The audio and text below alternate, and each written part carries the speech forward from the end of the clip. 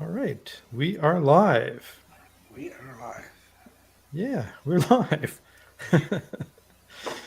I feel like doing a big Robin Williams, like "Good morning, Vietnam," but it's Do not it. really morning, and it's Not, happy evening, Toronto. Welcome, Tesla fans across the globe, everywhere. everywhere. All right, I have no idea if anyone's even on yet, but yeah, maybe if there is somebody on, the one person who might be watching the show. Oh, we got 6 people. Okay, good, good. Maybe you just let us know in the comments if you can hear us. Okay, that kind of Yeah. stuff, and then we'll get started. Well, they Okay. can't. They can't hear Well, us now because we're not talking. So, yeah, it's funny. Like every time I say, "Can you hear us?" and then it's like dead silence. But yeah. okay, I'm going to make an assumption that people can hear us fine, and why don't we just kind of get started? Okay, thank you everybody for joining. Um, Hey, good to see you, Vince and Teresa. Thank you for joining, and thank you for letting us know you can hear us. My name is Paul, and I'm Tesla Canuck, as you know, if you follow my channel. And we like to do, a monthly kind of podcast to just talk about some of the latest Tesla things going on. But more importantly, what's different about our podcast versus other podcasts is it's kind of like your show. So if you got questions, that's our priority. So we want to make sure that, especially for you folks out there who are thinking of buying a Tesla and you just have a lot of questions, that's what we're here for. And that's what we love to do. Joining me today, I've got to my right, I don't know if it's to your left or something, but we've got Tesla Kev and Tesla Kev. He can be found exclusively on my channel for a Yes. podcast. So thank you as always for joining. And I always like to tell people when we get started that uh, Kevin is the guy I go to when I have Tesla questions. So just to give you just to give you an idea of the respect there. And then last but not least, of course, we have my good buddy Dax, and he's from the Tesla Talks podcast and channel. And thank you again for joining me on the podcast. I really appreciate that, Dax. Thanks for having me. Hey All guys. right. So why don't we just like dive right into it? Because this is like a meaty topic. Should you buy now or should you wait?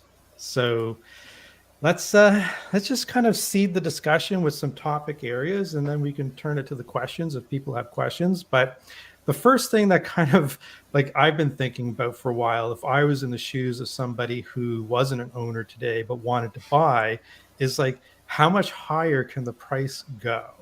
And is there a point where that rubber band snaps and the price starts coming back down because demand then has fallen off a cliff? Because right now the price is driven a lot by the fact that there's just limited supply and Tesla's sold out. So why don't I throw it out to you, Kevin, first, and then to Dax to kind of get your thoughts on this particular item.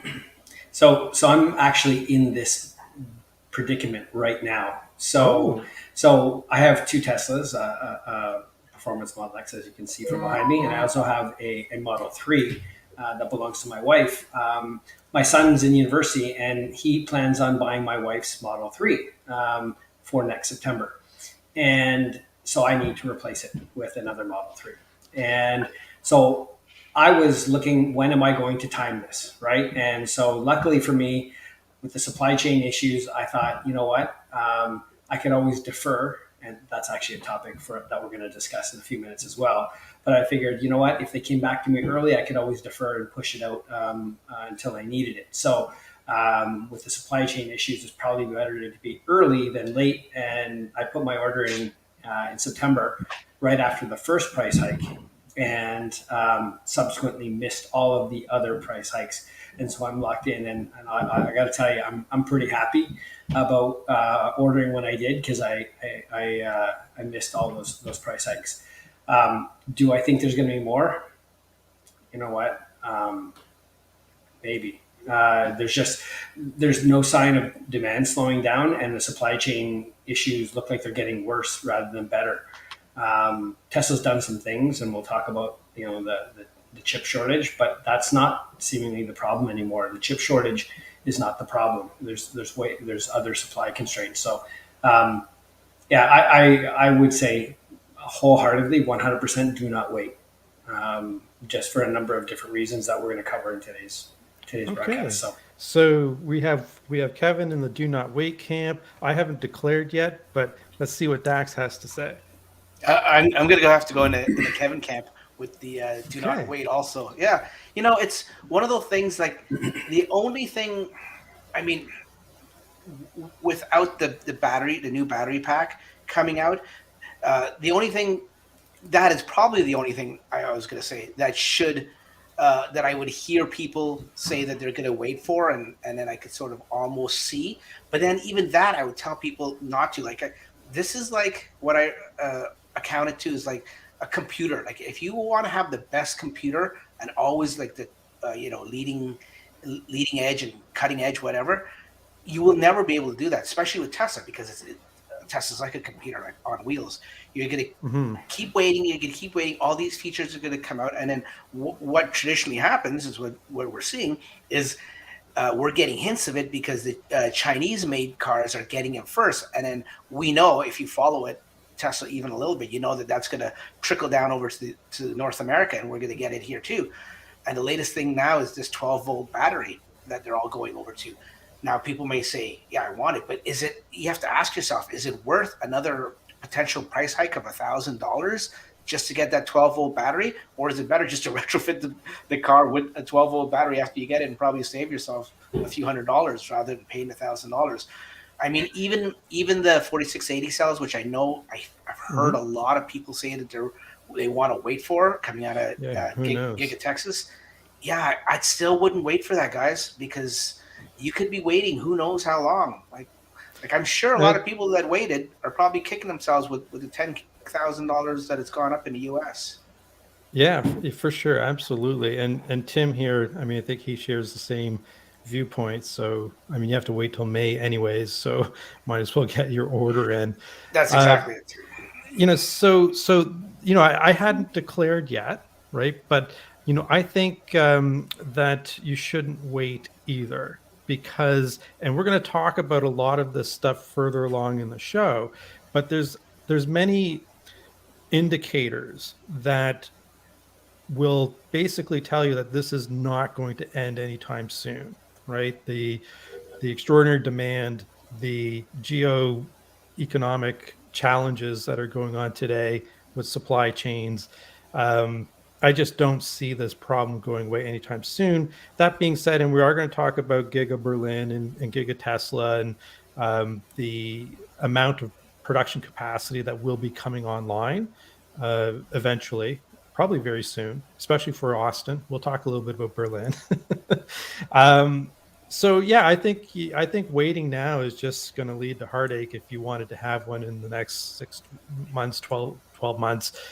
I could foresee another price increase or two during that period. So I'm going to declare my position right there. So don't wait. We're all unanimous. Yeah. So Paul, one of the things we hadn't mentioned that I think is we did mention, when will supply drop due to price changes.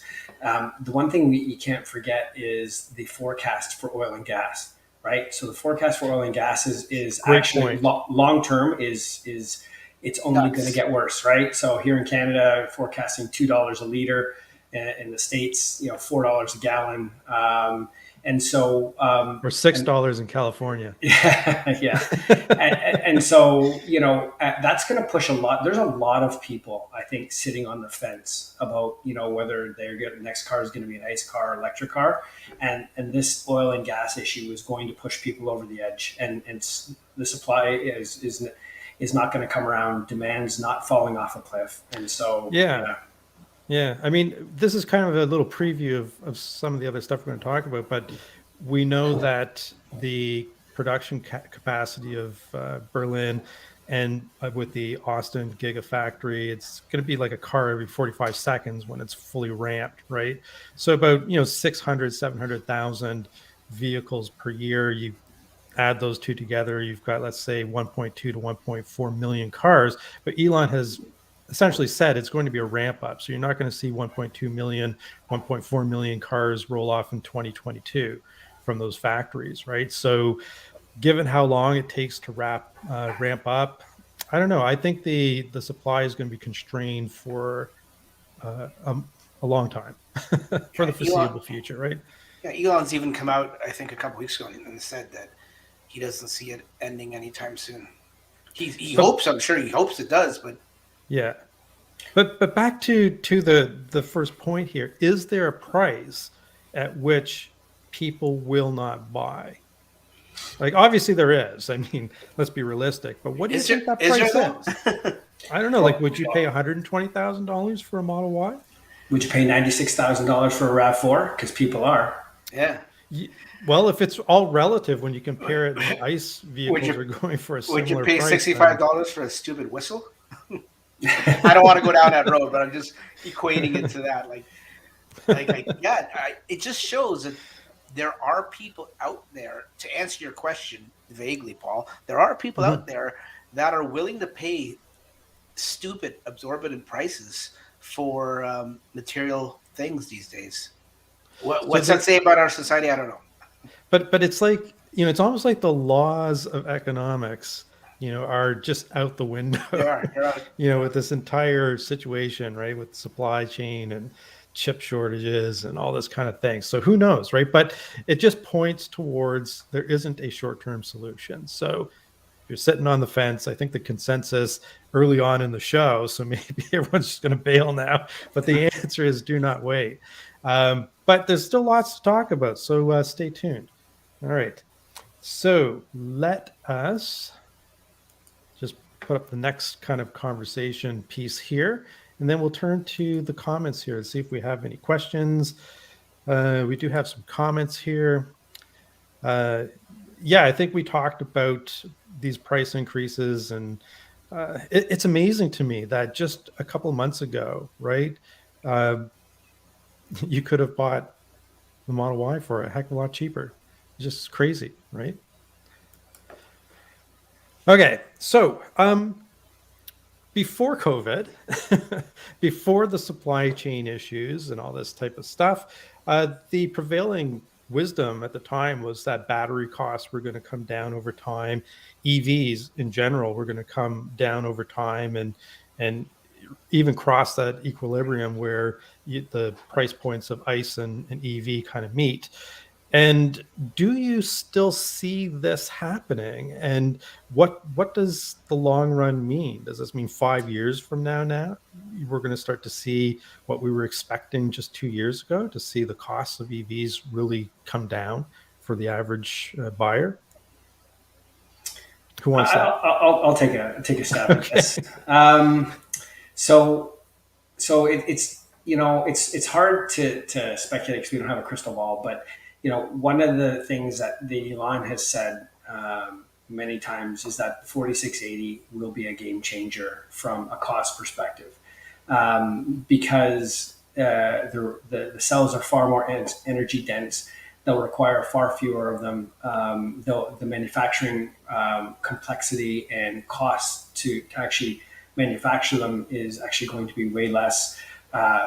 Cooling, the way they engineer them, they will be, I can't remember the exact, but it's 50, I think it was 53% reduction in the overall cost.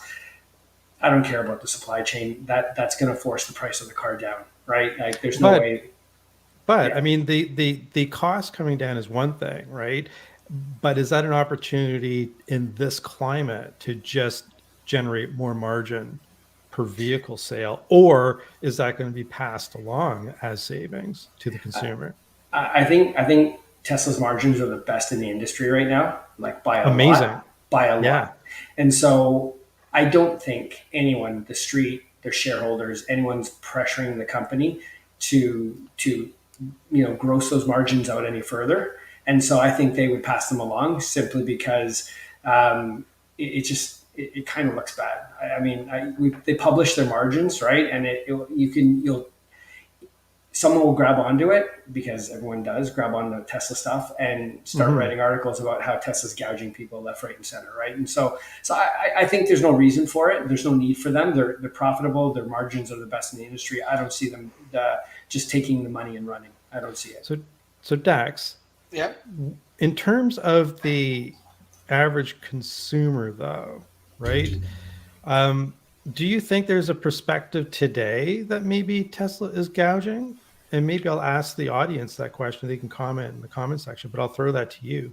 Yeah, no, that's a good question, because as Kevin was talking there about, lo and behold, somebody's going to come out and write a scathing piece about Tesla gouging people. I'm actually surprised it hasn't happened, or maybe it already has. Maybe I just don't know. You guys can correct me if I'm wrong. I'm surprised it hasn't happened yet with the price increase already with just a while alone. Like, there's so many, we know there's so many Tesla haters, Tesla Qs out there that are just itching to find something negative with this company. And they've been itching for 5 years. I know.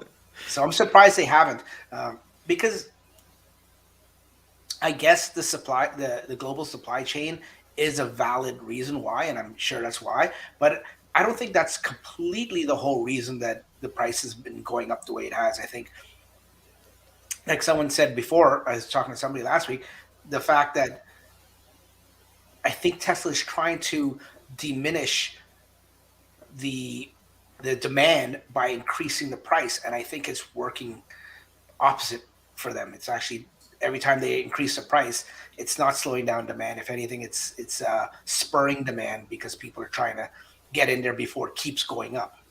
Yeah. But I do think, like, if you put yourself, let's say, in the boardroom at Tesla, right, and the conversation around the boardroom table, did we lose Dax? I think so. Oh, yes, we did. So I'll punt this to Kevin. So the conversation around the boardroom, right, which is, oh, let me let him back in. Should I let him back in? No. Hey, Dax. Actually, my fault. So where was I going with this? I was The going boardroom. with, If you're sitting around the boardroom, around the what? you're sitting around the boardroom table. Yeah, around the boardroom table, and you're talking about margins. And is there an aspect of make hay while you can, right? Yeah, I think. So, what I'm surprised about is, and it's a little bit of a slant off of your question, but what I'm really surprised about is people aren't crucifying the OEMs, right? Because the dealer network actually has the legal right to do what's called a dealer markup. And, Yeah. you guys might think, or the people on the call might think I was joking about a $96,000 Toyota RAV4. It's true. But no, I posted that article in our forum last week. Yeah. And it was a $56,000 Toyota RAV4, which I think is egregious to begin with. Was it at least the hybrid? It was the hybrid, yeah. It must It was the hybrid, but $56,000 matters. for a RAV4 is disgusting. I'm sorry. It's anyways, and it had a $40,000 dealer markup, right? And it said right on the sticker, and so I don't know. I just think Tesla's building a company for the long term, and there's no need. I don't think they would look at this and say a need, like what will this give us other than short term cash, which would say they have tons of right now. And so I just don't see it, honestly. From a board perspective, I don't see it. Yeah, and Dax, I know that you love the dealership network for the traditional guys. So, it's fascinating to me that this dealership network just seems so old and outdated. They've had nothing to do with the value of the creation of the product, right? And to be able to tack on like a $40,000 dealer markup, I don't know. That just sounds gross. I didn't even think that it was something that was allowed to be done. Yeah, I knew dealers were doing it down in the States, and I thought maybe they were just, head office wasn't aware of it, or they were taking a chance of not getting caught or something. But yeah, when Kevin says that they're actually allowed to do it, that was shocking to me, because yeah. The manufacturers cannot tell the dealer network what to actually sell the car for. whether Guess that's up or down from Yeah. list price. I think that's there why is. they call I it think there's. suggested. I think there is a minimum. They say you can't sell below this price, Yeah. but because they actually don't make a lot of money off of the car for the most part. Most of the time, they make it off the servicing. So the more cars they sell, the more revenue they generate for the dealership, right? And so if they could sell it for their cost, they would, because what's the difference between selling it $200 over cost or whatnot? So See, yeah, they're always that's asked backwards. You'd think that if that's their end goal, because that's where they make money is in the service, which I agree with you, and they want more volume, you'd think that head office would say, okay, well, here's your max you can sell it at. Sell it as low as you want. You just won't get the profit. You'll have to make it back up in service.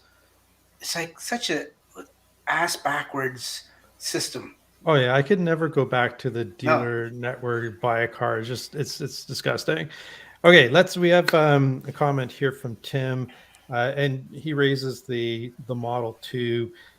And I think with this whole supply chain problem and chip shortage and yada yada that we've been talking about, I'm just wondering whether or not the cheaper versions of EVs like the Model 2 are just so far in the future at this point in time. And that also relates to like the Roadster, like what's going on with the Roadster, right? I mean, when's that going to see the light of day? And I don't know. Dax, you want to take a stab at it? I was trying to read the question over the. Sorry, I wasn't paying attention, Paul. You. Oh, okay. Yeah, So you want me to take a run at it?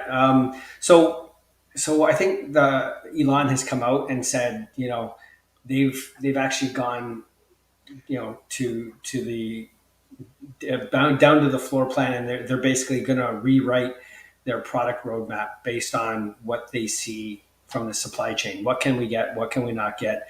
And that's going to rewrite our product plan for the next 2 years probably. I think what that means is they're going to stick with the higher margin vehicles. I think I think the Model 2s probably, if it goes, it may go only in China. I honestly don't see it as a global launch. They may use China as a test market just to perfect it and hone it, so that when the global shortage eases up, they'll then flip the switch and go. But I think that they're going to be focused on just taking their existing product mix and the enhancements they have planned for it, meaning the 4680 and the structural battery packs and that kind of stuff. And I think they're just going to run with that for a couple of years. I wish they wouldn't, to be honest with you. But if I put myself in their shoes and I look at sort of what we got in the pipe and so on and so forth, they also they know they have to build the Cybertruck. They know they have to do it when Austin opens. And so I think that's going to be it. Like they're not going to want to do anything else other than that for the next couple of years. I agree. That's going to be the priority, right? Like the Cybertruck over something like a Model 2, because there's 1.4 million reservation holders, right? As they should concentrate on that. I want my damn truck, for one. But yeah, look at the numbers. I mean, I've said before, those numbers are skewed for the reservation of that truck. But even if they're skewed by half, there's still hundreds of thousands of people waiting for that truck. Yeah. So, no, I agree with Kevin.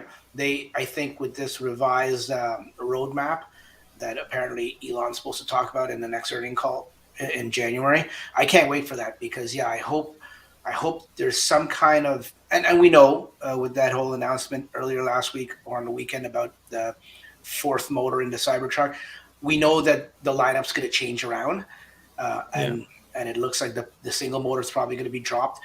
I'm fine with that. And like Kevin says, they're starting with all the high end ones. That's fine. Just get the damn thing started. They got it. They're already, as it stands now, unless they tweak it more, and maybe that's what I'm hoping that they announce in January, that instead of a year delayed now, maybe they'll be 6 months delayed. Maybe they're tweaking and revising their plans. I think there's so much more value in the dual motor anyways, right? Whether it's the Cybertruck, the Model Y, or to a lesser extent Model 3, right? But I'm not surprised to see that change happening. But Ford does sell a lot of rear-wheel drive F-150s, eh? Yeah, Like Yeah. they sell a lot of them. So the fleet. yeah, But is yeah. there a big price difference? Because like the price difference, yeah, Oh, there's is a it? huge Okay. price difference. Yeah. Huge. Okay, maybe that's a different. I don't find that the price uptick for single to dual motor for Tesla is really egregious, right? I No, No, think it's quite reasonable. but from a profit margin aspect, Yeah, it's where they make their money because yeah, to put yeah, that extra. I mean, maybe I'm generalizing this too much, but to put an extra motor in there, like it's not. It's definitely not what they charge. It's a yeah. fraction of what they charge. So yeah, that's where they're making their money. They might So as if you're well. charging like 14 grand for all-wheel drive upgrade, that's one thing. But if it's just like it was three, four 10. thousand dollars, No, it was 10. So they went for the single motor was I think 39. yeah. And they announced the dual motor was 49 and the tri motor was 69. And what do you Ah, think? okay. What do you think the actual cost to Tesla is for that extra motor with Oh, all components? for the extra motor, 2,000? tops 5 grand. Yeah, Five grand. yeah, yeah. Okay. 5 grand. So it's 100% profitability right there. Yeah. Now the Yeah. tri motor might be different because you're looking at two motors on one axle, so there's probably a lot more to it. But Yeah. let's say instead of 5 grand a motor, let's call it 7,500. So Yeah. 15,000 over the $39,000 model, right? And you're charging $30,000 more, right? So we're a little off topic, but since we're on the topic, right? Maybe we should just poke at it a little bit more. I'm just wondering if Tesla felt a little bit of pressure from Rivian's quad motor. Do you think that played a role in, or is just Oh yeah, I think so. I mean they never spoke about anything to do with four motors when they first announced it and stuff like that.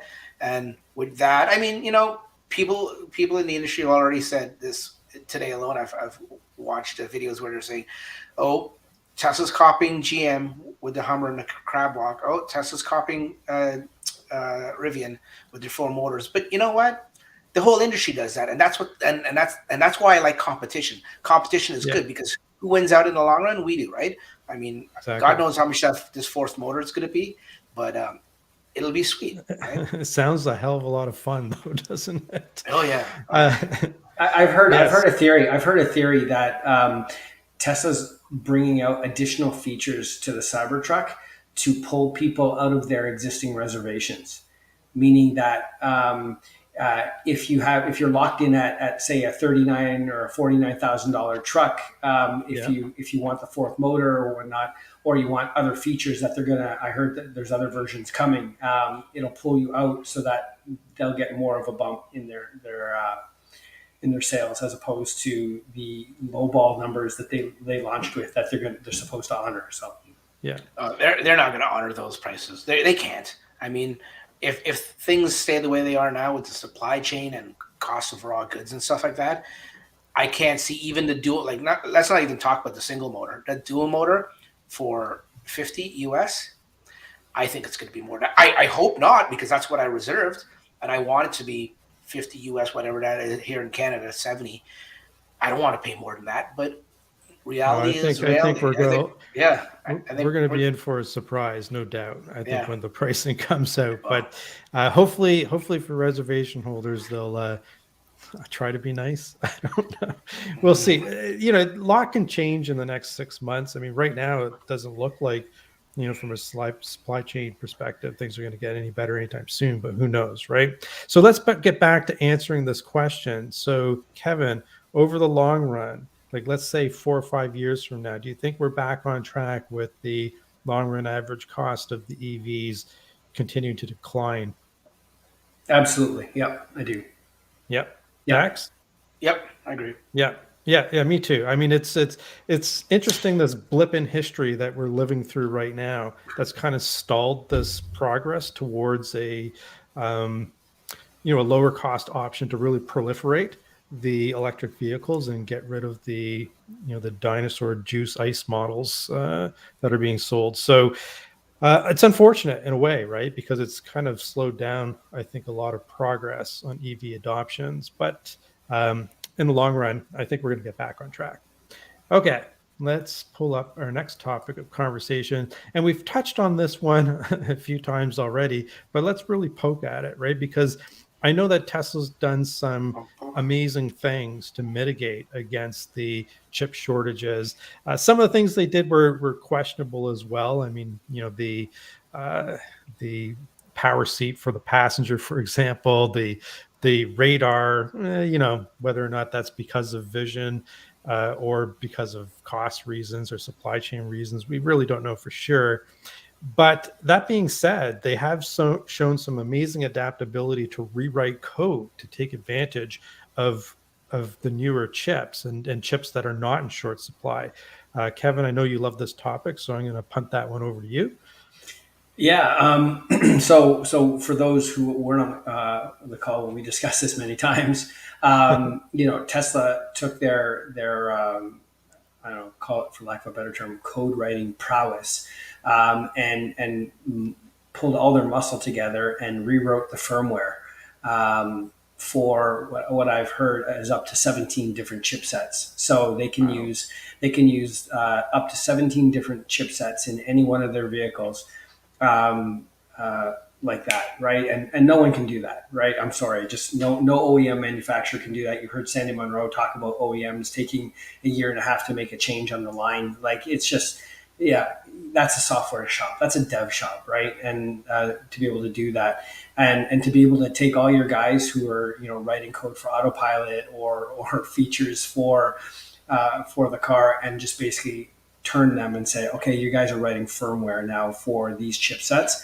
and be able to pull it off in a matter of weeks, not months or years. Man, I don't know if you couldn't see the writing on the wall before, you sure can now, because and so Tesla's really going to use this to their advantage. If you guys have seen the articles from China, they're replacing the Intel chipsets with AMD Ryzen's, Yes, and the performance is I'm jealous. yeah. I'm really Well, jealous. I actually got one of the new Model S's for a day. Yeah. Paul, and I checked the chipset, and it's a Ryzen in there as well. And man, it's sweet. It is like nothing else. And so yeah. So I just I think the chip shortage is not a problem for Tesla at all. I think they've No, they've had record deliveries. yeah, they've actually turned it into a strength, right? So Yeah. this is something that's going to crush a lot of companies. Tesla's not one of them. Yeah. Dax? Nothing else to add on that front. Kevin summed it up very, very well there. Yeah, and it's like I did watch a little bit of it was on YouTube. I can't remember. I think it might have been like, I don't know, Wall Street Journal or something like that. But they were talking about the chipsets, right? And the OEMs are using very old chips, right? 20 years old. 20 years old. Yeah, like 32 nanometer, Yeah. for context, I mean, 5 nanometer chips are, the norm in smartphones nowadays, right? So yeah, it's just fascinating to see how the OEM, the traditional OEMs, how they're going to survive if they can't be nimble in today's world, right? And Wow. rapid economic changes and chip shortages and all that kind of stuff. So kudos to Tesla to still have record deliveries while the other guys are just shutting their factories down, right? Yeah. So A lot of people don't understand, Paul, that the OEMs are using old chipsets because they're cheap and they used to be plentiful. But a lot of the foundries, a lot of the chip makers don't want to make them anymore. They want to transition away. They don't want resources making old chips. Oh, yeah. They want to make new chips. Exactly. And so this quote unquote chip shortage is actually something of the OEM's own making, right? They've Yeah. kind of done this to themselves. And so now they're being forced to upgrade everything because basically chip foundries don't want to make them anymore. Yeah, Right. but for them to upgrade, it's going to take them a lot of time. Yeah. There's no vertical integration like there is with Tesla. Yeah, I've heard the same thing, Kevin, where the manufacturers of these chips, they're actually going out of their way not to make it for the OEMs because they can make so much more money with making these other more advanced current day chips. They actually have to stop the line, retool it to make these archaic chips. Yeah. Yeah. Yeah. Well, it's funny, like when you think about what's going on in the boardroom now of the traditional OEMs versus we talked about in the boardroom of Tesla a few minutes ago. So like in the boardroom of the traditional guys, it's like you have to wonder what they were thinking. It's like, oh yeah, we're still using these 20, 25-year-old chips. Yeah, they work, right? Like what kind of innovation is that? Like it's like no innovation. No, it So isn't. it's no wonder like they did it to themselves, like you said. Kevin, Listen, right? up to a couple years ago, they were laughing at Tesla. Yeah. So as short as little as 24 months ago, some of them were still making fun of Tesla. So Oh, to this day, I'm sure they still are. There's still probably a lot of OEMs that are. I mean, foolish as it is for us to sit here and think, "Are you kidding me? That anyone laughing at Tesla now?" But I'm sure there is. Did you guys read that article? Not to get off topic there, Paul, but that Stellantis CEO guy, how he was talking about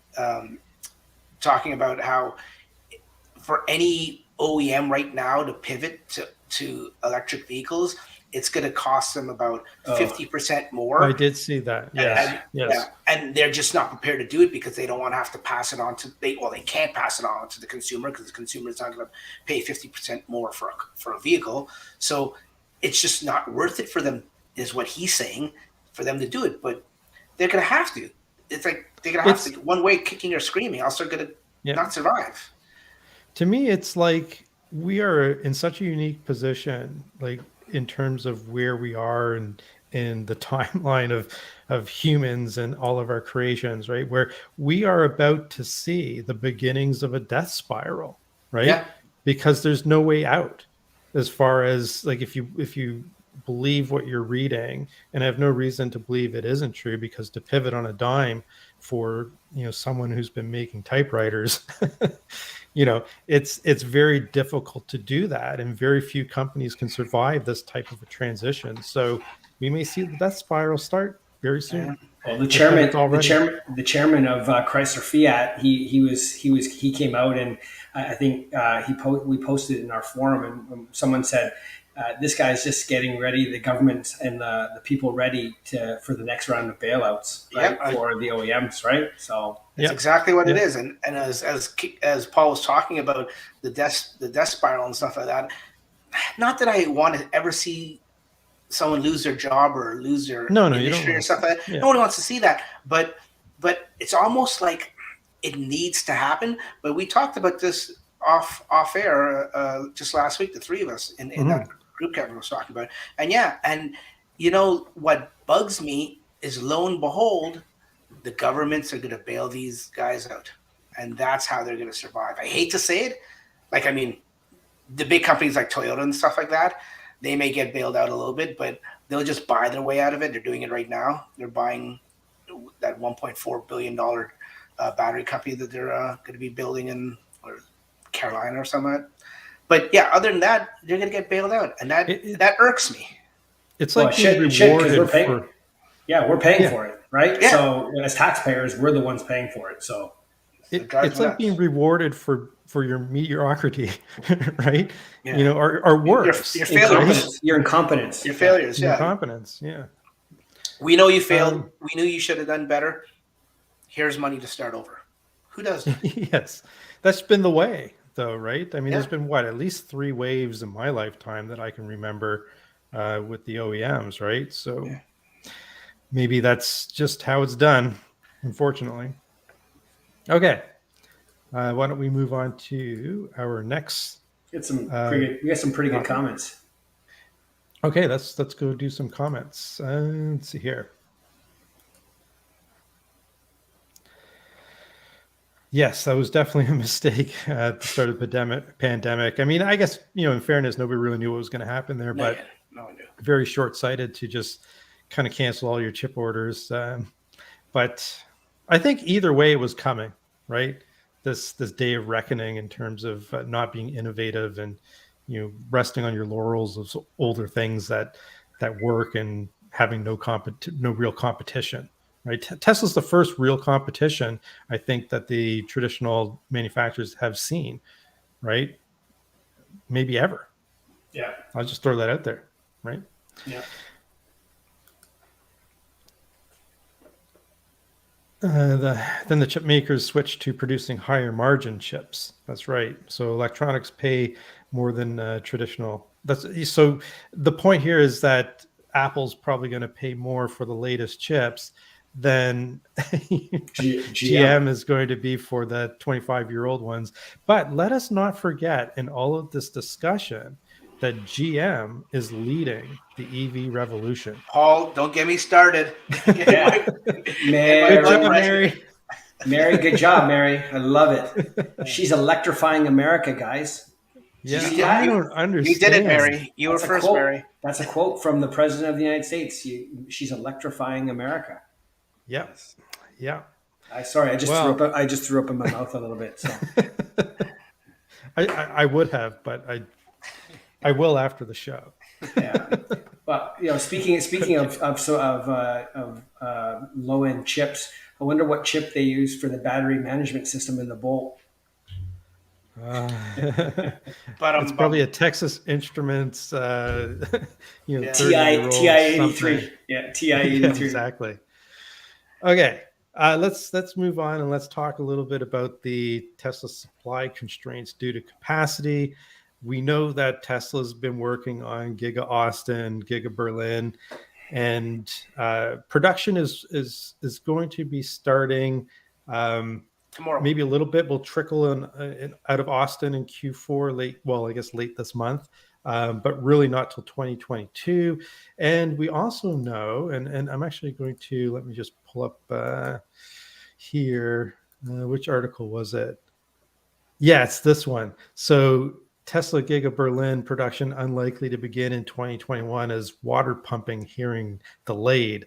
Have you guys ever seen such a... It's one thing after the other preventing this factory from just getting going. But it's blatant, is it not? Or is it just me? Or is this just like obvious what's going on here? Like, to what end? I mean, maybe if there's, I don't know, it'd be pretty late in Europe right now, but I would love to know someone's perspective on the ground as to, you've got an innovative company, they're not German, but they're doing things to change the world. They're doing things to improve the climate, save the planet, all these type of things. And it's like, let's try to stop them at every turn, right? They're battling unions. They're battling the government. They're battling environmental groups. Unions. I gotta say, the Germans are gonna fight each other just talking. Man, the Germans pride themselves on efficiency, and nothing could be farther from that than this, right? Like they have. If you're a proud German, I'm sorry, but if you're a proud German, you got to be ashamed at what's going on with this, right? It is the most blatant. Hurry up and catch up, guys. We're stalling them as long as we can, right? To Mercedes-Benz, to BMW, Audi, Volkswagen. It's like, it's so obvious. It really, really, and it's sad. Honestly, it's really sad. So. Yeah, it is sad. Well, go ahead. No, go ahead, Paul. I think what's sad is that this further exacerbates the supply constraints, right? Because otherwise, and Giga Berlin started well before Tesla. I got Tesla on the brain. Texas, Giga Tesla, Teslas. I cannot get that out. Okay, you guys know what I mean. Yes. Giga Berlin started well before that, and it's still not done. And I'm sure that again, back into the boardroom of Tesla, they had expected to have lit up some more supply at this point in time, right? So it's a setback to their entire business plan, and it's affecting people's ability to acquire the product. Yeah, I don't want to turn this into an anti-union podcast or anything like that, but it's definitely, it's obvious. It's obvious. I mean, I know some people will say, well, prove it, Dax. You put your money where your mouth is. You're just spewing stuff that you don't know anything about. But no, I don't know for a fact, but it's pretty obvious that this is being solved, whether it's the environmental argument or a red tape bureaucracy argument. It's all stemmed from the unions. We're never going to know about this. We're never going to be able to prove this. There's so much money behind this that and so many shades and levels that it's gone on under that we'll never be able to prove. They're well insulated. You don't really need to prove it, though. All you really need to do is just do a comparison. You want to compare Giga Berlin and the time and speed that it took them to get where they are today versus Giga Shanghai, right? That thing went up in 9 months, right? And yeah, someone will say, okay, the Chinese, they're pretty lax on their rules and they don't give a crap about the environment and blah, blah, blah, blah, blah. Okay, so then don't compare it to Giga Shanghai, compare it to Giga Texas, right? And if you do that, it's just as much of a shame, all right? Because it is so obvious that there are very, very interested parties in making sure they slow or stop Tesla from opening this plant. Yeah. So the good news, though, is if Giga Berlin ever opens and they start producing vehicles, that they're going to be coming off the line about one car per every 45 seconds, right? So that's somewhere in the neighborhood of 600 to 700,000 vehicles per year coming off the line. And the sooner they can get started, right, the sooner I think that the supply issues are going to start to resolve themselves, right? And the same thing with Giga Did it again. Texas. We know what you mean. Call it Giga Austin. Giga Austin. Giga Austin. There, I can get that out. Giga Austin. Anything that starts with a T for me now is just Tesla, right? So, good. You're good. Never mind, I won't say it. Yeah. So the other thing to keep in mind about the supply constraints are that even though both factories are going to be able to kick out about 600 to 700,000 vehicles per year, it's going to take 2 years to ramp up to that type of volume production. So, everything just points back to what we said at the start of the show, which is, don't wait. These supply issues are not going away anytime soon, right? Yep. Yeah. Okay. All right. So, I guess we just kind of talked about this, didn't we? So, In the near term, well, until they light up, it's really hard to say what kind of an impact they're going to have. And we already know the backlogs, even the price hikes haven't caused a dent in demand. So we're back to what we said. Don't wait. It's getting worse. So policy changes, Kevin, this was your topic. I'll let you kind of introduce this one and we'll chat about it. So at the start of the podcast, I had mentioned that I was in that boat of someone who had to figure out when they wanted to order their next car. And one of the things that has recently surfaced in the media is there are a number of people in the U.S. who are waiting for the revised tax credit bill to become law so that Teslas will get their tax credit. So they're in line, but they keep bumping out. And Tesla's been fairly generous. They've allowed people to bump their spots. But they've come to a point now where the lines are getting so clogged up with people who have sort of been waiting that they're now making some changes. They haven't. I don't know if they've published exactly where they're landed, but what I hear is that you're going to be allowed one bump up to 6 months, and that's it. And if you don't take possession of the car, then you get your refund and you're out. You have to start again. So I think that makes sense given the circumstances, though, right? Yeah, I'm. If they do that, I would be happy with that. I need, when I ordered my car back in September, it said April. Then it moved. Then it jumped to September, Then it jumped back to January. So now it's saying I'm going to get my car in January 2022. That's way too early. My kid doesn't finish school. And so you got the opposite problem then. Yeah, and so I do need to push mine out for 6 months. And so if I'd be very happy if they allow that, because I've never delayed any of my deliveries up to this point, and I would be not happy if they took away any ability to bump your order. So back to what you said about the tax credit in the U.S. and it is a tax credit, right? It's not a rebate, That's if right. I understand it correctly. Yeah. So I think that there was supposed to be a rush on getting that done before the end of the year. But maybe if they're, we've got some folks from, our good friends there in the U.S. who are watching who can comment on it. But, is that still likely to happen, or are we talking about it being pushed into next year? I mean, I thought it was done already. It's got to go through so many more debates and votings and stuff like that. I think it's going to the Senate next, right? Oh, okay. Well, there's also talk about them trying to amend the bill because the whole union piece, right? Like, it's starting to get a lot of bad press because someone rightfully pointed out that, hey, we're giving extra tax credits for unionized companies who are building their cars in Mexico. Yeah, right. Versus a non-unionized company like Tesla, who's building all their cars for the United States in the United States.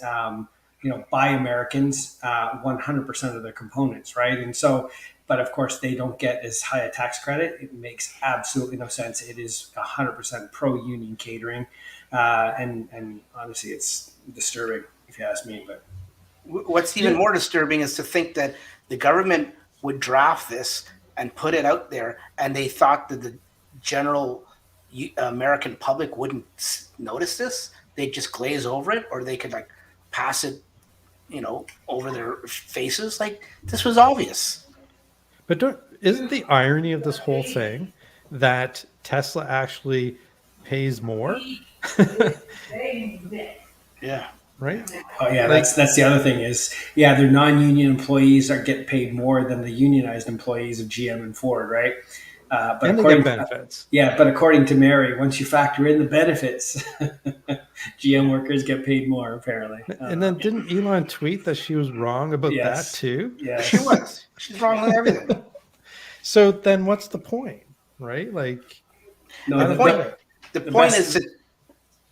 Go ahead, Dax. Sorry, Kevin. I was just going to say the point is very plain and simple.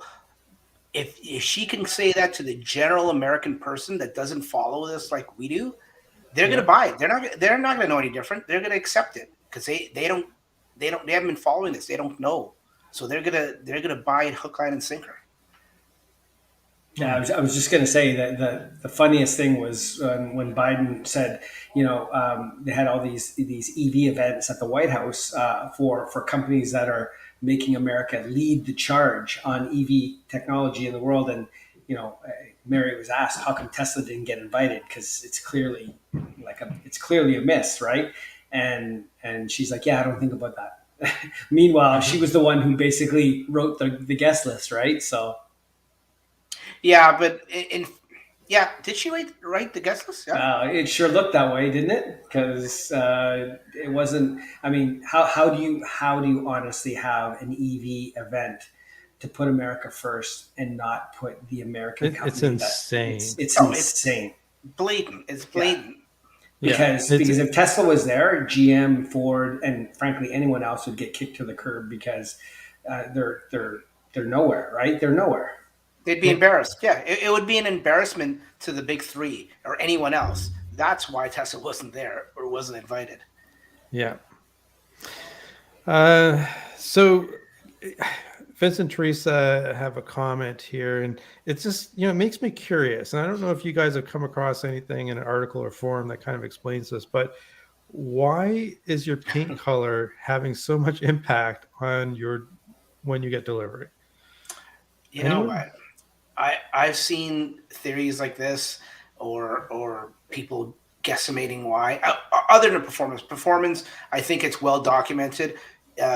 Whether it's a performance Y or a 3 or the Plaid, that's Makes That's a sense. given. It's Yeah, higher margin vehicle. They're going to get you're that going to get info. it sooner. Yes. Yeah. But the other ones, I mean, there's no, we could all sit here and guess or hypothesize all we want of why this gets that and that. But at the end of the day, we're just guessing.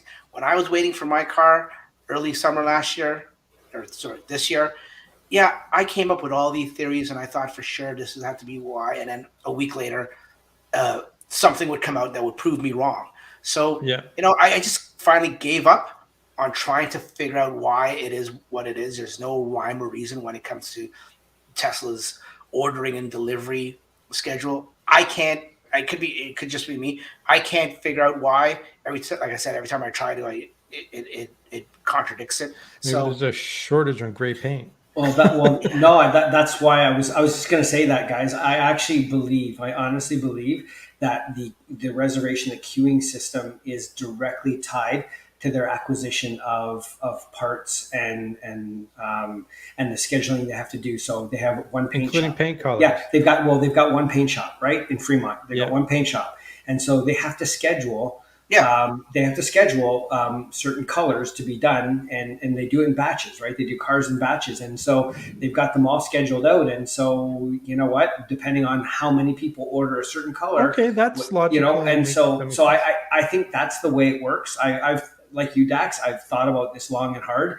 I never really figured it out, and we'll never know. Honestly, we'll never. This is just a guess, like everything else. But I think it became clear to me during the pandemic because of all the different things that were going on, and reading all the articles where it said if you ordered a standard range white Model 3 with 18-inch wheels, it pushed you out for like almost a year, right? But if you ordered the upgraded wheels, you got it in 2 months, right? And so what that told me was, well, it means there's a lot of people ordering this car and they have very limited number of wheels. And this car, they have not that many orders and lots of wheels, right? And so that makes sense to me. I don't know if it's true or not, but that's my best theory. yeah. Unless you're working at Tesla in the ordering department or what, or the produce department, we'll never know. I mean, running my Facebook groups for the Y and the 3, so many people daily. It's like I almost have to turn it off. Some of the comments and some of the posts daily. Someone says my estimated delivery is this. I ordered then, and then other people come in and they compare and they say, "Oh, I ordered this trim, and oh, I ordered this trim, so I ordered mine here, so I should get mine." It's like it doesn't matter. I try to tell people at the end of the day, it doesn't matter. It's gonna happen when it happens. I get it. Everyone wants their car. I waited 9 weeks for my car, and it felt like forever. And these people that are waiting 3, 4, 5 months, I feel bad for them. But don't try to wrap your head around it. I just don't see a pattern. Yeah. But to Kevin's point, maybe there is a pattern, right? And but Vincent Teresa might be right too. It might be scheduled just based on margin, right? Yeah. Like higher margin cars go first. Well, that for sure. Like I said off the top, I think that with the performance variants, yeah, I'm 90% sure that applies. But then are we back to the conversation about, is this a gouging thing? I just think there are fewer people ordering the performance, so there's just fewer orders, and so fewer cars to build, so a shorter time period. It might be just that simple. Yeah, I wouldn't call it gouging.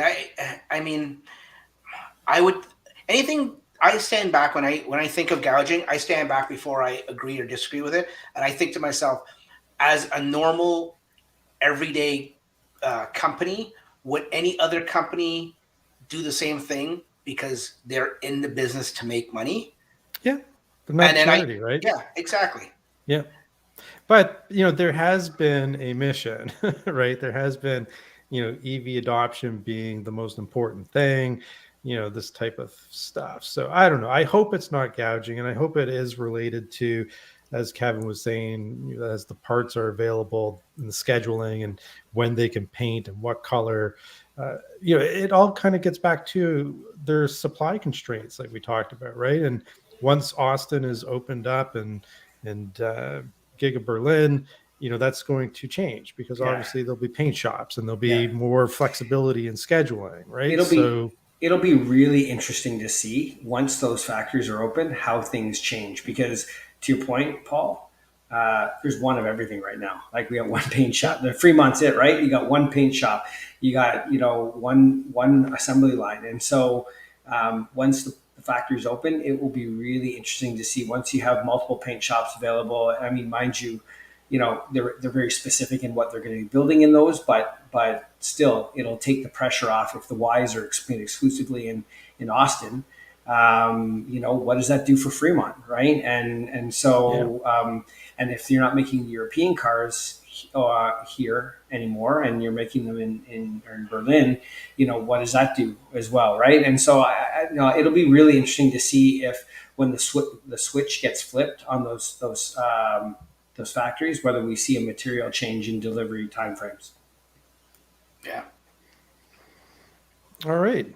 So we made it through our agenda. Congratulations. Exactly at the 1 hour mark. Look at that. Exactly at the 1 hour mark. So we're going to open it up to see if there are any questions. Dax was just about to do a Costanza, for those of you who know what that is. But let's see if we can open it up to some questions and anything. The floor is to the people now. And if not, we'll call it a night.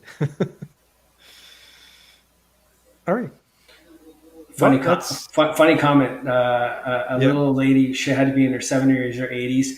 I was at a fun thing over the weekend, and I was standing outside my car, and this lady asked me if how did I get my car that color, because she knows for a fact that Teslas don't come in that color. I told her it was a wrap. I couldn't believe she told me this. I told her it was a wrap, and she said, "Is that wallpaper?" Basically, it's a wallpaper for cars. That's brilliant. I actually said that to her. I said it's wallpaper for cars. That's awesome. Kevin's got a question. Yes, full frontals, Kevin. Full frontal is always recommended. You got your title for the show. Yes. Full frontal. I should change the title of this podcast for clickbait. Is it full frontal? Yeah. So Ray, I'm a 100% full frontal advocate. I think the protection you get doing headlights and all the way up to the backs of the mirrors, the front mirrors. I got to tell you, I hate those little strips on the front of the clear bra strips on the hood. They pick up dust, dirt. It's just, if you're gonna do it, do the full frontal, or just don't do it.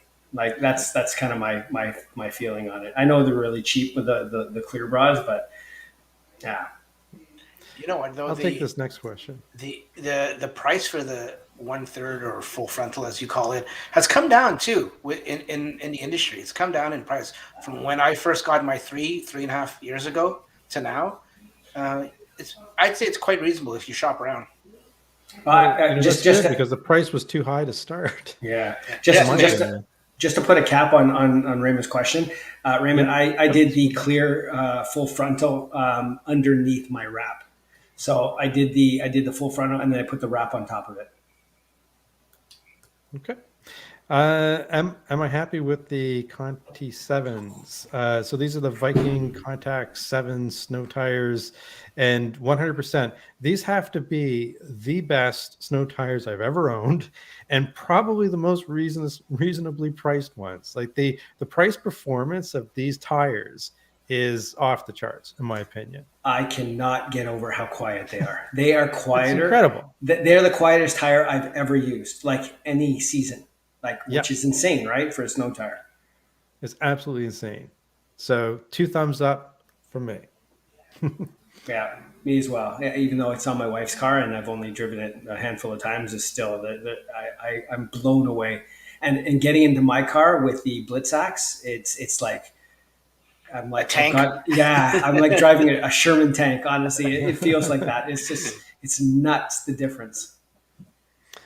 All right. So next question: would you guys pay for the $400 update to enable heated steering wheel and rear heated seats? I personally would if I was in that circumstance. It's interesting. Like I have two 2021 Model Ys purchased about 5 months apart, and the one for my wife didn't come with the heated steering wheel, and mine has the heated steering wheel.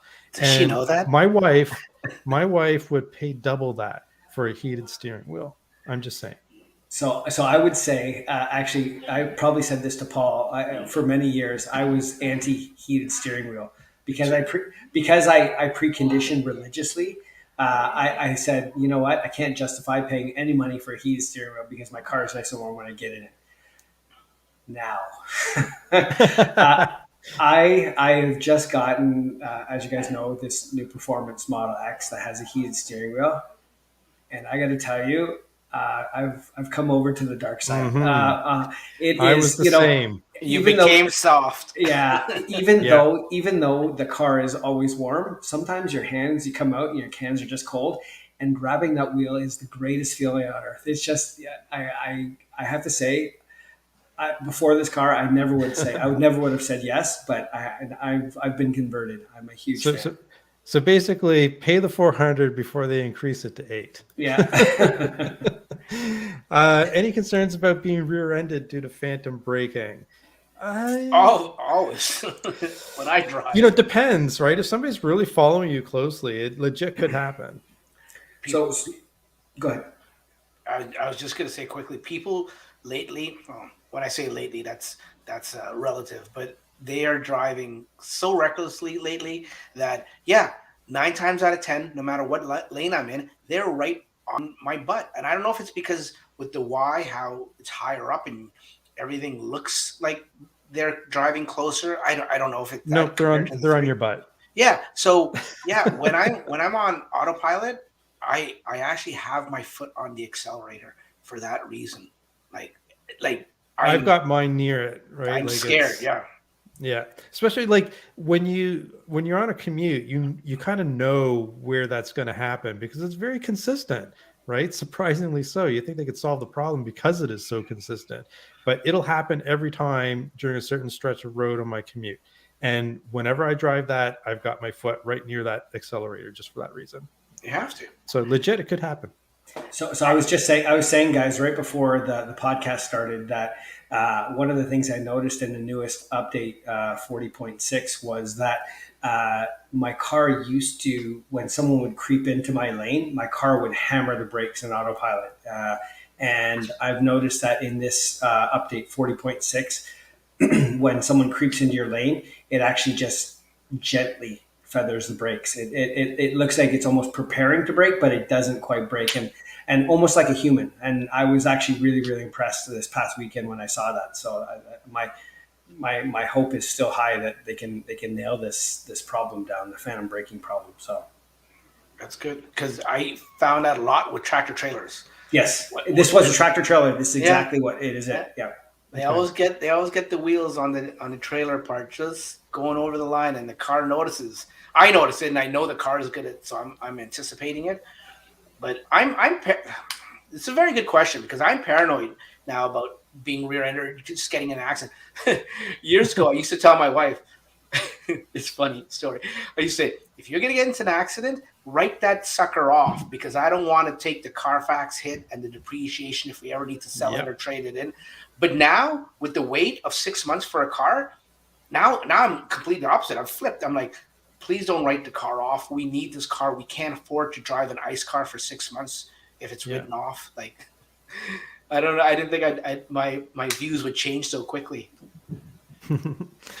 So I have a question for you guys. Oh. I can do that, right? I can ask you guys questions. Okay. Yeah. Should have really told you ahead of time, but yeah, go ahead. It's your show. Can Tesla ever fix the auto wipers? Oh, where's Franklin?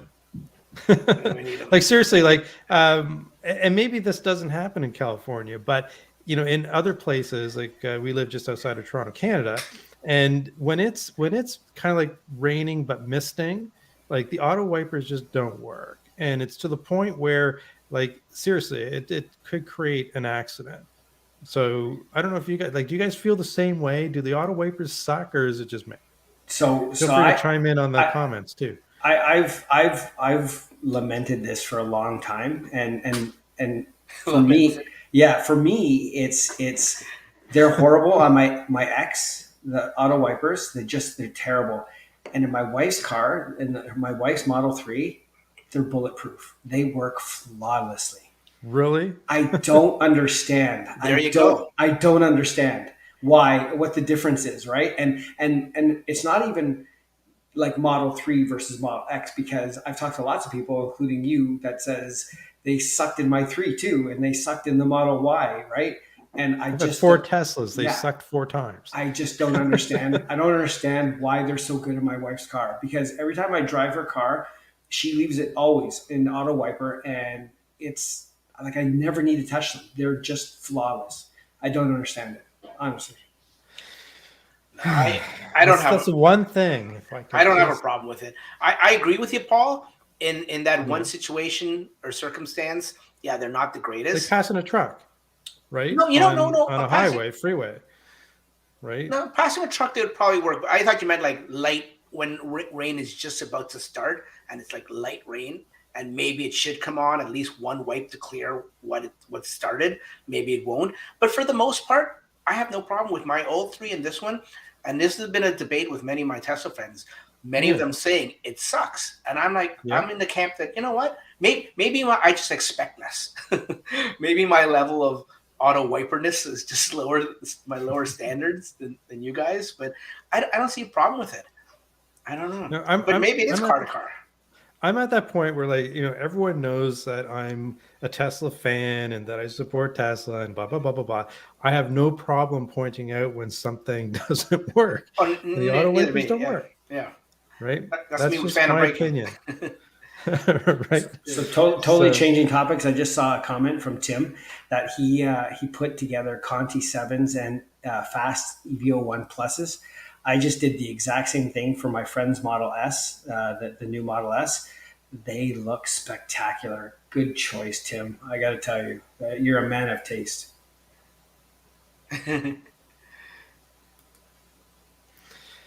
Here's a question. I live in southwestern Ontario and I'm debating between Model 3 long range with acceleration boost versus Model 3 performance. Are the performance wheels going to be okay when not using winter wheels? No. No. No. Definitely not.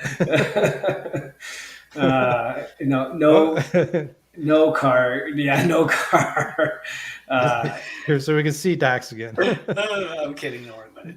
No, I mean, but it raises a good question that we should probably spend a couple seconds talking about, which is the value proposition of the performance over the 3 with acceleration boost. I mean, if you're looking for straight line performance, I mean, it's hard to argue with the value of the long range with the performance boost, in my opinion. But that's it Save your depends. money.